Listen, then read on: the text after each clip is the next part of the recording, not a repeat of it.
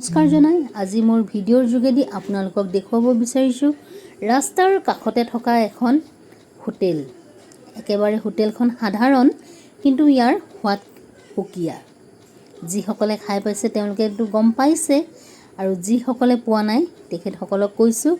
আৰু এই হোটেলখনৰ নাম হৈছে বৰদলৈ হোটেল।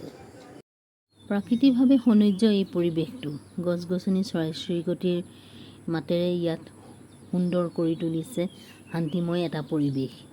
ইয়াত কোনো কৃত্ৰিমতা নাই, একেবাৰে নেচাৰেল। বহুত ভাল লাগিছে। আজি মই প্ৰথমবাৰৰ কাৰণে আহিছোঁ ইয়াত। আমি হোটেলত একো তেনেকুৱা বেলেগ বস্তু নাপায়, একেবাৰে সাধাৰণ ৩-৪টামান আইটেম পায়। আমিও তাৰে ভিতৰত এটা অৰ্ডাৰ দিলোঁ। এই ল'ৰা 3জনে একেলগে ব্যৱসায় কৰিছে। 6 বছৰ হ'ল, আগতে বেলেগত আছিলে, ইয়াত অহা 2 বছৰ হৈছে। তেওঁলোকে যে এনেই বহি নাথাকি এইদৰে কৰ্মত ব্যস্ত হৈ আছে, সেইটো কিন্তু ভাল লগা কথা। আমাৰ মৰম লগা পোৱালিটোৱে ইমান ধুনীয়াকৈ কান্দিছে।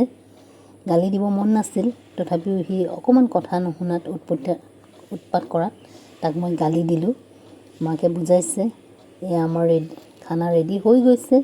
তেওঁলোকে ধুনীয়াকৈ চাফ চিকুণেৰে গোটেইখিনি কৰিছে। মই চাই আছোঁ কেনেকৈনো কৰিছে।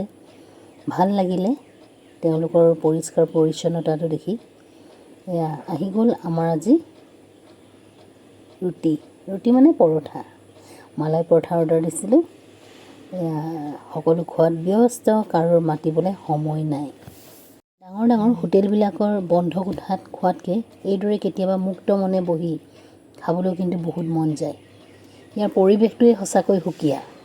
বহুত ভাল লাগিলে। খোৱাত সকলো ব্যস্ত। মই সুধিছোঁ কেনেকুৱা হৈছে, সিহঁতৰ কিন্তু কাৰো ক'বলৈ সময় নাই।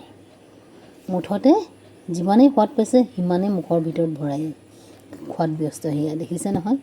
আৰু মই বেছি একো নকওঁ, আপোনালোকে নিজেই গম পালেই যে কিমান ভাল হৈছে খাবলৈ।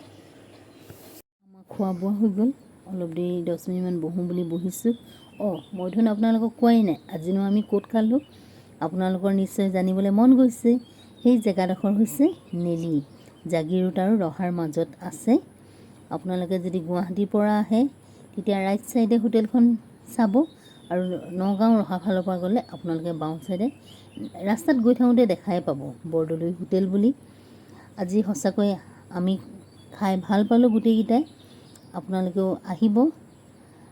ব্যস্ততাৰ মাজত এইদৰে কেতিয়াবা আহি মুক্ত মনে বহি একাপ চাহ খোৱাৰ মজাই কিন্তু সুকীয়া।